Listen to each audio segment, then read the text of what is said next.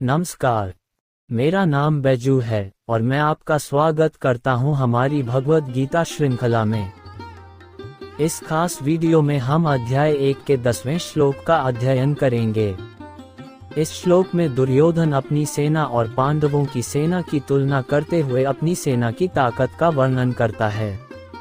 ये श्लोक ये दिखाता है कि दुर्योधन अपनी सेना पर कितना गर्व करता था, लेकिन साथ ही उसमें छिपा हुआ असुरक्षा का भाव भी नजर आता है।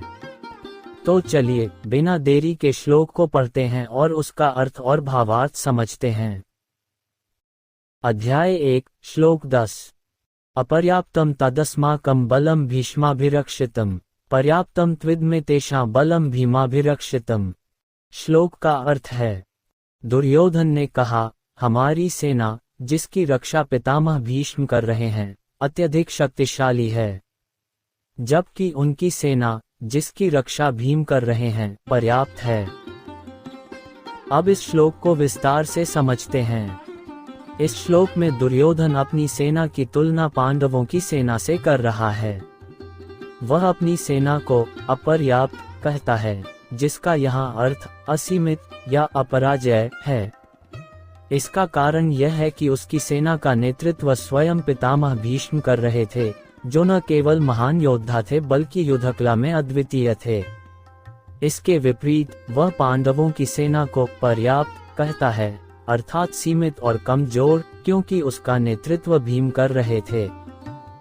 यहाँ दुर्योधन का आत्मविश्वास उसकी सेना के प्रति उसकी गहरी आस्था को दर्शाता है, लेकिन साथ ही ये पांडवों की सेना से उसकी आंतरिक असुरक्षा को भी उजागर करता है।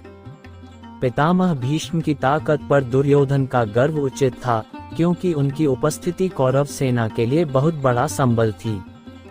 वहीं पांडव सेना के नेता भीम से दुर्योधन को हमेशा खतरा महसूस होता था, क्योंकि भीम ने पहले ही कई बार दुर्योधन को परास्त किया था।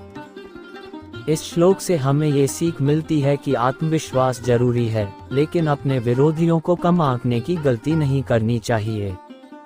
युद्ध या किसी भी संघर्ष में केवल बाहरी ताकत ही नहीं, बल्कि सही रणनीति और संयम भी महत्वपूर्ण भूमिका निभाते हैं।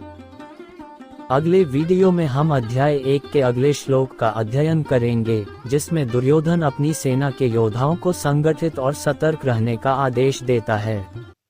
अगर आपको यह वीडियो अच्छा लगा हो तो इसे लाइक करें, चैनल को सब्सक्राइब करें और अपने दोस्तों के साथ शेयर करें। जय श्री कृष्ण।